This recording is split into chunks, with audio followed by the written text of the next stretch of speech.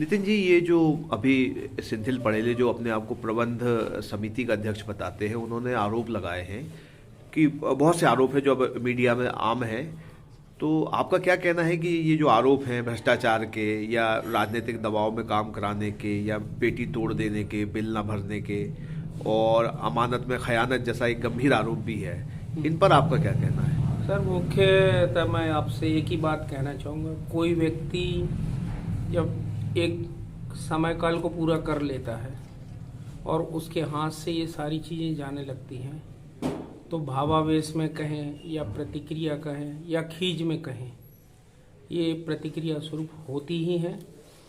और आज वर्तमान में हमारी जो ट्रस्ट कमेटी है पूर्ण रूप से पावर में है और इसके संबंध में हमने एक आम सूचना भी जारी की थी कि जब पूरा चार्ज विभागीय अधिकारियों द्वारा हमें दे दिया गया है तो उप समितियों का अस्तित्व वैसे ही खत्म हो जाता है। आज की तरह आज की तारीख में हम कह सकते हैं उनको कि वो एक सामान्य व्यक्ति ही है। पेटी तोड़ने का एक आरोप है, तो आप तोड़ सकते हैं? क्या राशि निकली? पेटी तोड़ने का आरोप है, ठीक है, वो उसका आरोप लगा सकते हैं, लेकिन यहाँ तो पालन प्रतिवेदन किया गया, न्यायालयीन आदेश थे। अब चूंकि देनदारियाँ काफ़ी होती जा रही थी मंदिर की और चार्ज मुझे पूर्ण रूप से दे चुके थे संबंधित अधिकारी, तो उसका निष्पादन तो मुझे कराना था। इनको मैंने सूचना भी करी थी, चाबी के लिए भी सूचनाएं भेजी इनको। जो पेटी तोड़ी वो वीडियोग्राफी हुई है उसका फुटेज है हमारे पास और इसकी कोई बाइट में या इसमें कोई किसी भी तरह का काटछाट नहीं किया गया है। आज भी मंदिर में जो कैमरे लगे हैं उनसे आप ये चीज़ें हम देख सकते हैं, स्वयं परीक्षण कर सकते हैं इनका। अच्छा, ये जो आप लोगों ने प्रेस कॉन्फ्रेंस करके कहा भी है कि जैसे इनकी बोलियां बाकी हैं जिसका पैसा नहीं दिया, या जो पंच कल्याणक हुए वो उसकी राशि भी जो है पता नहीं है, तो इसके लिए क्या कर रहे हैं आप? क्या मामला है पूरा? बात सत्य है, विगत 4 वर्षों का कोई भी लेखा जोखा जो है पूर्व अधीनस्थ समिति ने प्रस्तुत नहीं किया है।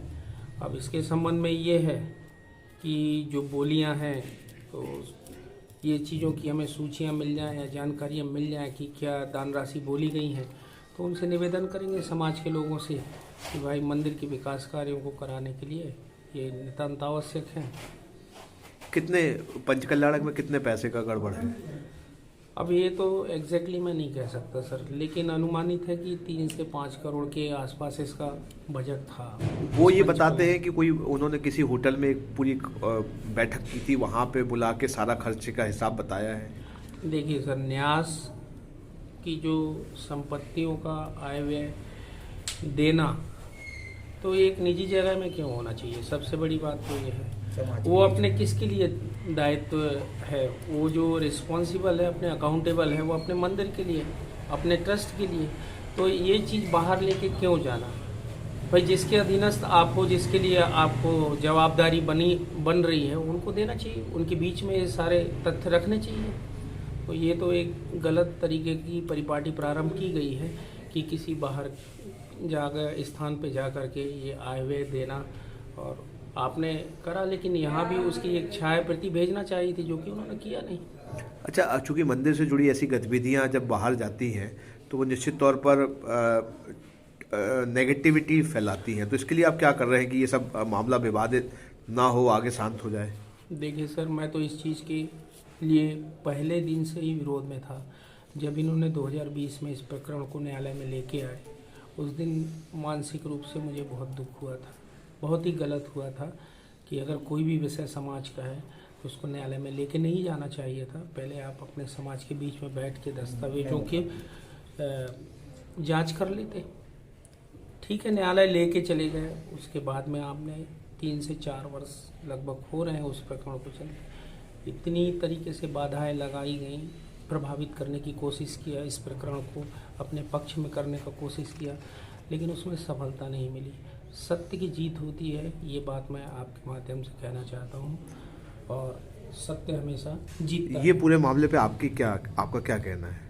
जहाँ तक है जो अपना विचाराधीन है न्यायालय में, मैं इनके पिताजी जवाहरलाल पटेल जी से भी मिला, महेश भैया से भी कहा। एक बार हमने कहा कि अपन समाज में बीच बैठ के इसको शट आउट करे। तब हम इनके यहाँ महेश भैया ने कहा चलो आ जाओ हमारे, हम लोग समाज के करीबन 15-20 लोग इनके घर पे गए।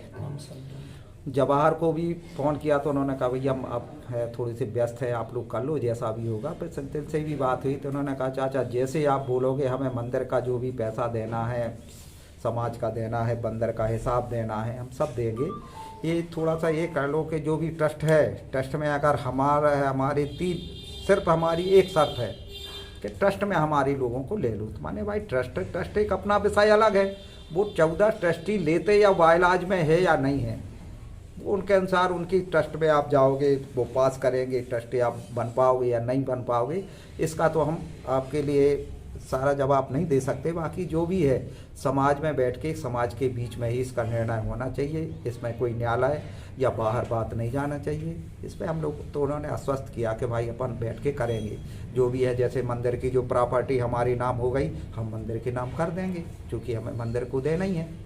इन्होंने व्यक्तिगत रूप से, और जो हम लोग 8-10 लोग थे इनके यहाँ, जो महेश है वो दुकान कौन सा है, कौन सी होटल है उनकी, प्रेम सागर होटल के नीचे बैठ के इन्होंने कहा कि जो भी हमें दान की राशि देना है वो भी देंगे, उसके अगेंस्ट हम मंदिर का जो मकान है लगा हुआ वो भी हम देंगे।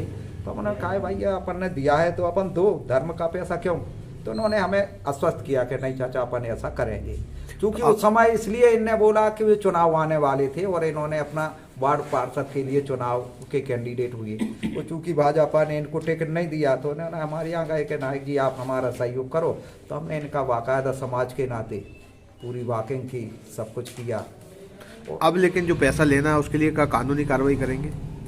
अब पहले तो कोशिश ये करेंगे कि समाज में बीच के बैठ के एक रास्ता निकालेंगे। अगर नहीं निकलता है तो जैसे वो प्रकरण चल ही रहा है उसी के आगे अपन लोग भी जाएंगे, गुहार करेंगे। हाँ, हम लोग भी शासन से लगाएंगे और उसके अधीन जाएंगे। इसमें तो कोई बात ही है ही नहीं। आपने बात की, बहुत धन्यवाद। इनका जो 1 से सवा करोड़ रुपया जो बोली के माध्यम से था, स्वधर्मेंद्र को भी महायज्ञ नायक, ऐसे जो भी इनकी पारिवारिक बोलियां थी, तो ये समाज के बीच में इन्होंने बताया कि भाई जो भी हमें मंदिर का पैसा देना है वो मुंशी जी वाला मकान हम मंदिर को दे देंगे। उसकी अभी कोई रजिस्ट्री नहीं है, सिर्फ समाज ने पैसे के उसमें हिसाब इनसे लिया, अपना हिसाब दिया, बोले यार अपन हिसाब दे देंगे। जो हमारी खासकर हमारी बोलियां हैं जो उस पर 1 सवा करोड़ की, वो हम मुंशी जी वाला मकान हम मंदिर जी यहाँ पर एक बात बोली जाती है, न्यायालय भी मैंने उनके द्वारा सुना है, अमानत में खयानत, ये अधिकांशतः उनके द्वारा बोला जाता है। तो यहाँ एक बात हम कह दें, उल्टा चोर कोतवाल को डांटे, ये स्थिति उन्होंने स्पष्ट, अमानत में, हाँ ये ऐसा कहा है उन्होंने, यहाँ स्पष्ट सबके सामने दिख रहा है सारी चीजें। निगम के चुनाव होने वाले थे तो समाज के बीच में इन लोगों ने आग्रह किया कि साहब हमें एक बार और समय बढ़ाया जाए, चूंकि निगम के चुनाव आ रहे हो, मैं यहाँ समाज का अध्यक्ष रहूंगा तो हमारी भी एक पार्टी में भी गरिमा रहेगी, इसलिए हमें थोड़ा सा एक्सटेंशन कर दिया जाए। तो समाज के नाते समाज के लोगों ने कहा, मैंने भी उनका सहयोग किया, प्रचार में भी रहे सारे कि भाई ठीक है, समाज का अगर लड़का है उसको अच्छे पद पे कोई पहुंचता है, बनता है तो ठीक है। और इसका उन्होंने दुरुपयोग किया। आज हम ही लोगों के ऊपर आरोप प्रत्यारोप, ये तो आरोप की बात हो ही अलग। तकरीबन 6 करोड़ रुपए का उन्होंने घोटाला किया। हाँ बराबर। अब क्या इसकी FIR करवाएंगे? पंचकल्याण में अब इनसे विधिवत रूप से इनसे हिसाब देंगे, मांगेंगे। अगर ये नहीं देते हैं तो हम तो न्यायालय से गुहार लगाएंगे कि इनके ऊपर FIR हो और मंदिर या जो समाज का पैसा है वो मंदिर के हित में आए और मंदिर का पैसा हिसाब किताब इनको देना पड़ेगा। आपका कहना मतलब 6 करोड़ का पंचकल्याण का हिसाब इन्होंने नहीं दिया पूरा का पूरा? आज तक कोई। कितना समय हो गया इसको, कितना गुजर गया समय? लगभग 2023 अप्रैल, 8 महीना हो गए। 22 अप्रैल से 26-27 अप्रैल था। हाँ, 22 अप्रैल से 26। जगन्नामय समाज है आपका, कभी इस तरह की अमानत में खयान जैसी स्थिति देखी आपने? मुद्राज हुआ, कैसा इन्हें जो है कृत्य किया? नहीं, मैंने तो कई गजरत करा चुके और मैं भी मंगलगिरी में भी कोषाध्यक्ष था।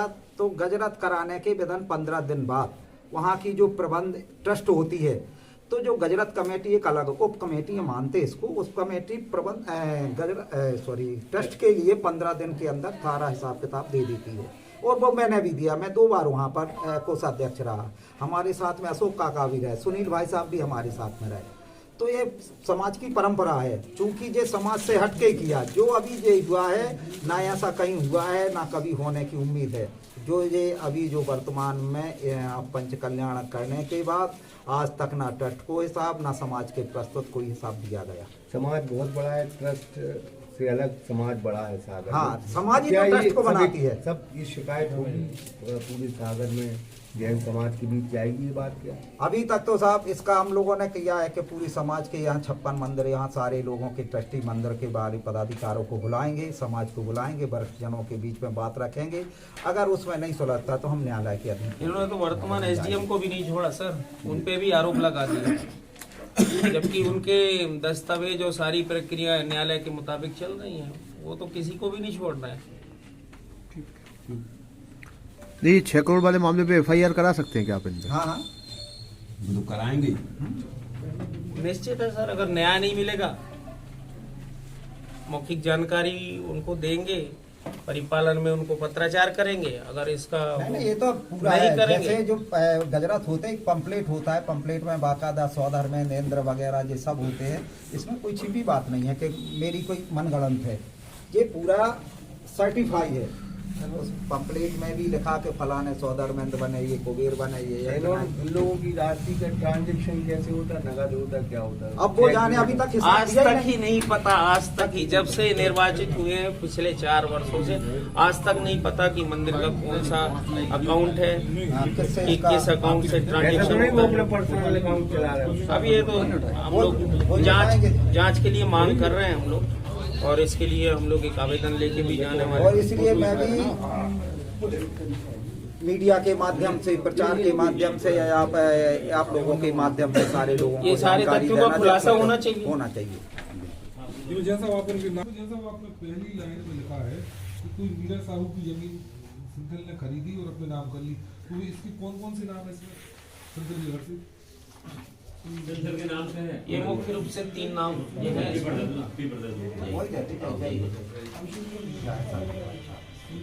इसी में काफी नहीं सब। ये मौखिक भी बता दीजिए। जी जी, ये जो है इसमें 3 नाम दिए हुए हैं।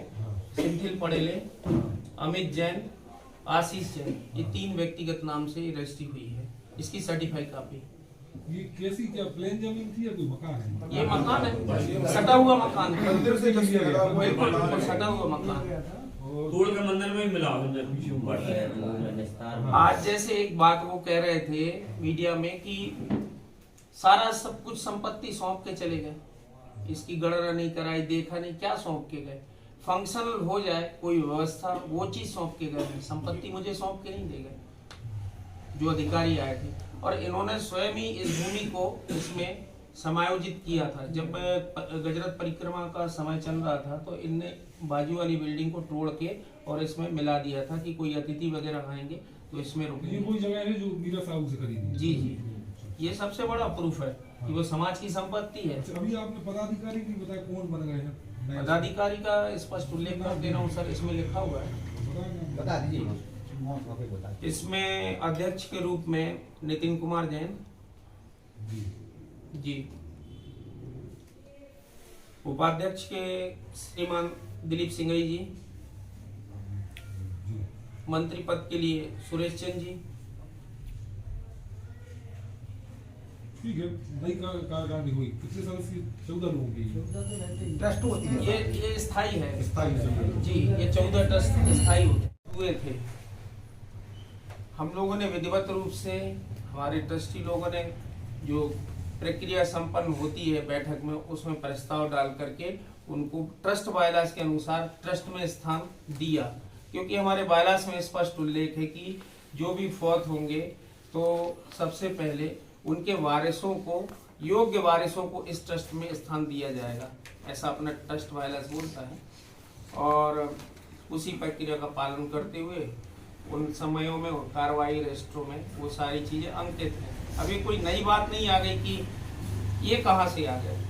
अब ठीक है, इतने समय से वो कार्य कर रहे थे, कार्य तो कर रहे थे, तो इतने सालों से किसी ने आपत्ति क्यों नहीं दर्ज कराई? और आपत्ति कौन करेगा दर्ज? 14 में 14 ट्रस्टी जब वहां पर बैठे हुए थे, उन्होंने चयन किया भाई सिंथिल पढ़ेले तो उस ट्रस्ट में है नहीं, ठीक है, हर व्यक्ति को जानने का अधिकार है प्रक्रियाओं का पालन ठीक से हो रहा है कि नहीं हो रहा है, लेकिन ये चीज इस तरीके से कहना उनका गलत है। क्या आप अपने घर को सुंदर बनाना चाहते हैं? क्या आप दीवारों पर सीलन दीमक से परेशान हैं? क्या आप नया घर बनवा रहे हैं? तो आइए हमारे पास मतलब मां शारदा एंटरप्राइजेस के शोरूम में हम देंगे आकर्षक समाधान। लाइफ टाइम चलने वाली 3D UV मार्बल की आकर्षक दीवारें। Deco star, the leader of home decoration, Sagar का शोरूम मां शारदा एंटरप्राइजेस। हमारा पता है तिली, राजघाट चौराहा, सोमनाथपुरम रोड, सागर। संपर्क करें रत्नेश जड़िया। मोबाइल नंबर 7000624396 और 9691987669। मुझे जानकारी मिली निर्वाचन के संबंध में, तो आप लोगों के माध्यम से मैं एक जानकारी दे रहा हूँ। अनुविभागीय अधिकारी न्यायालय से एक आदेश आया लगभग आज से 3 माह पूर्व। वर्षाकालीन चातुर्मास चल रहा था, आचार्य श्री यहाँ पर विराजमान थे। विवाद की स्थितियां चल रही थी क्योंकि वर्तमान प्रबंध के जो अध्यक्ष थे उनकी मंशा कतई नहीं थी कि आचार्य श्री यहाँ पर रुके, और यहाँ पे टकराव की स्थितियां बन चुकी थीं। साधु को भी उन्होंने एक दिन रास्ते में रुक करके कुछ इस तरह का व्यवहार सुनने में आया, तो वो भी थोड़ा ठीक नहीं लगा इन सारी बातों को लेकर के, और हम लोग शिकायती आधार पे एक आवेदन देने गए न्यायालय में, और सब लोगों ने वो आवेदन दे करके मांग की अधिकारी महोदय से कि ट्रस्ट बायलास के अनुसार 2 वर्ष में महोदय निर्वाचन का हमारे विधान में लिखा हुआ है। इस चीज को संज्ञान में लिया महोदय ने, देखा कि यहाँ तो लड़ाई झगड़े की स्थिति बनी हुई थी, तो तत्कालीन अभी जो SDM साहब हैं उन्होंने निर्वाचन के आदेश जारी कर दिए, और निर्वाचन के आदेश होने के उपरांत यहाँ पर उन्होंने माननीय तहसीलदार साहब को उसके लिए परिपालन में आदेश जारी हुआ कि इनको 10 या 15 कार्य दिवस में जो भी है मैं आपको आपके सामने बता दे रहा हूँ, उसको संपन्न करा दी जाए 1 माह के अंदर। उस परिपालन में माननीय तहसीलदार साहब ने एक कमेटी का गठन किया। कमेटी का गठन करने में उसमें 5 सदस्य थे, और उस निर्वाचन प्रक्रिया को संपन्न कराया गया विधिवत रूप से। इनकी आम सूचना वगैरह भी हुई, और यही मंदिर में उस आम सूचना को चस्पा किया गया। पक्षकारों को नोटिस गए थे, पक्षकार इसमें 14 ट्रस्टी थे, उनको भी जानकारी में लाया गया कि ऐसा तो नहीं कोई ट्रस्ट कमेटी के व्यक्ति हों जिनको इस निर्वाचन में संतुष्ट ना हो, तो उन सारे लोगों को भी सूचना कराई गई, और उनको परिपालन में सूचना होने के उपरांत वहाँ से मौके पर एक टीम आई, और उस टीम ने विधिवत रूप से चुनाव निर्वाचन संपन्न कराया। जिस तरीके से महोदय जी मीडिया में कह रहे थे कि 15 मिनट में चुनाव करा दिया गया, ये इतना आसान नहीं है। चुनाव निर्वाचन इतना आसान नहीं है। वहाँ से आदेश है, राजस्व के मामले हैं, आप स्वयं भी इस चीज को जानते हैं। आदेश के परिपालन में 5-5 सदस्यीय टीम को इकट्ठा करना, ये कोई इतना आसान चीज नहीं होता। वो जब वहाँ से आए, जब यहाँ बैठे, लगभग 3 घंटा इसी जगह पे वो प्रक्रिया चली थी। उसमें 14 पूरे ट्रस्टी थे, 2 ट्रस्टी उसमें बाहर थे, गोपाल दास जी, गुट्टू भैया, प्रमोद कुमार जी और निर्मल कुमार जी जैन छपरा वाले। तो उन्होंने वीडियो कॉन्फ्रेंसिंग के जरिए अपने वोट करे, और इस तरह से यहाँ पर पूर्व अध्यक्ष श्रीमान अशोक कुमार जी पड़रुआ भी बैठे हुए थे, और उनका भी मत लिया गया था। और ये विधि विधान से ऑन पेपर सारा निर्वाचन कार्य संपन्न हुआ। इसमें इस तरीके के आरोप लगाना न्याय प्रक्रिया को बाधित करने की तरह है, इसका कंडेम किया जाना चाहिए। क्योंकि यहाँ पर आदिनाथ दिगंबर जैन मंदिर में एक आया कि भाई ठीक है समाज बढ़ रही है, इसमें वेदियाँ भी एक की जगह 2 हो जाएं, ऐसा काफ़ी समय से चल रहा था। तो मूल वेदी जो 9 बनाई गई, तो समाज को ये बताया गया पहले कि भाई ठीक है अपन एक वेदी की जगह 2 वेदी बना लें। इस बात पर समाज ने स्वीकृति दी, 2 वेदियों के लिए स्वीकृति हो गई। 2 की जगह फिर आया कि नहीं यार 2 नहीं 3 होना चाहिए, 2 वेदी नहीं होती है तो 3 वेदियों के लिए। क्योंकि मूल वेदी एक ही रहना थी। मूल वेदी जो यहाँ 2000 में जो यहाँ इस मंदिर का निर्माण हुआ, जो मूल वेदी थी उसको यथावत रखा जाए, 2 वेदी नहीं बनाई जाए। इसको लेके समाज ने निर्णय किया। अब इन लोगों के मन में एक आया, जो वर्तमान में कमेटी थी इसके मन में आया कि अपन मूल वेदी को ही नष्ट कर दें, जिससे इस ट्रस्ट का अस्तित्व खत्म हो जाए और ट्रस्ट की अनुमतियाँ सामने आ जाएं कि समाज भी कहेगी कि साहब हम लोगों की सबसे आस्था है आपने इस मोदी को।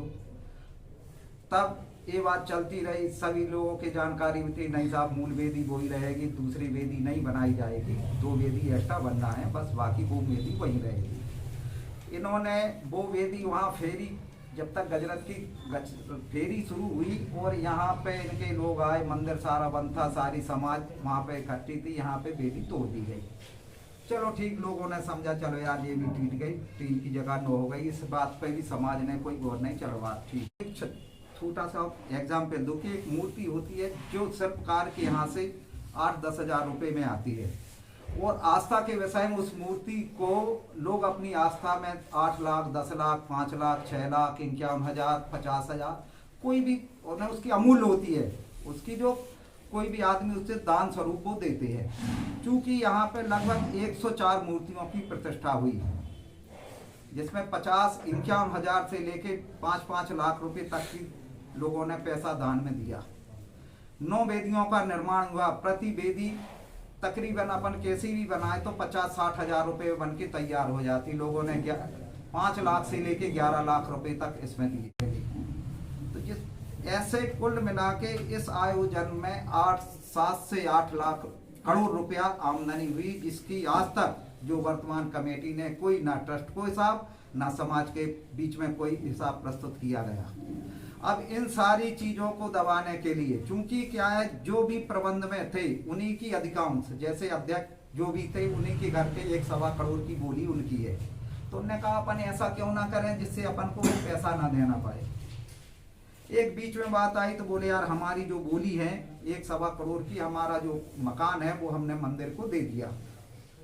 अब चूंकि आस्था में कहीं ये नहीं लिखा जाता कि भाई दिया, सिंथिल पड़ेले ने जो उनकी स्वधर्मेंद्र बोली और कुबेर जो मुख्य पात्र होते हैं उन बोलियों के 1-1.25 करोड़ रुपए थे जी। उसके एवज में एक मकान उन्होंने दिया, जो कि यहाँ पे उसको हम उस मकान को बोलते हैं मुंशी जी वाला, जो मुंशी जी रहते थे उनने अपना वो मकान किराए बेचा था, मंदिर से लगा हुआ। ऐसे ये सारी चीज अब समाज के लिए सिर्फ अपना वो पैसा ना देने पड़े, समाज को एक दूसरे में, अब चलो भाई ठीक है लोगों ने कहा समाज की बात समाज में रहे, अपन लोग बैठ के व्यवस्था बना लेंगे, हो जाएगा। अब बात आती है, अभी भी आती है साहब, अभी क्या जरूरत है उसमें, आप अपन बैठ के कर लेंगे, हमें ट्रस्ट में ले लो। मूलतः इनका उद्देश्य अगर आज भी ट्रस्ट में ले ले, जो इन्हें कल परसों या जो 2-3 साल से जो भी प्रकरण चल रहा है, सिर्फ इसी उद्देश्य से, चूंकि उनकी मानसिकता है क्या है, जैसे होते ना, जैसे जे के नदिया नारे तैसे ते के भरका, और जैसे जे के बाप मतारी तैसे ते के लड़का, इनकी ये मानसिकता है। आप देखो, इसलिए है कि इनका ये पैतृक काम है।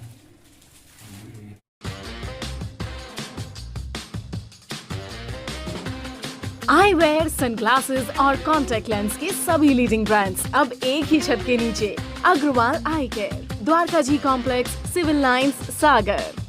शहर से बाहर जाने के लिए 1 वे टैक्सी चाहिए या लोकल सिटी के लिए कैब, या फिर एयरपोर्ट पिकअप ड्रॉप की हो जरूरत, चुनिए अपने पसंद की कैब और पाइए बेस्ट ऑफर्स के साथ मोस्ट कंफर्टेबल राइड सिर्फ और सिर्फ 77 कैब्स ऐप पर। आज ही गूगल प्ले स्टोर से 77 कैब्स की ऐप डाउनलोड करें या विजिट करें www.77cabs.com और बुक करें अपनी राइड। क्या आप महंगी दवाओं के खर्चे से परेशान हैं? अब इस चिंता से मुक्त हो जाइए। दवाओं के खर्चे में कीजिए 90% तक की बचत। दवा इंडिया जेनरिक फार्मेसी के साथ। उच्च गुणवत्ता और कम कीमत दोनों एक साथ। 1500 से अधिक दवाइयां उपलब्ध, सभी उत्पाद FDA द्वारा प्रमाणित। हमारा पता है Dawa India generic pharmacy, Sugandha complex, Parkota सागर।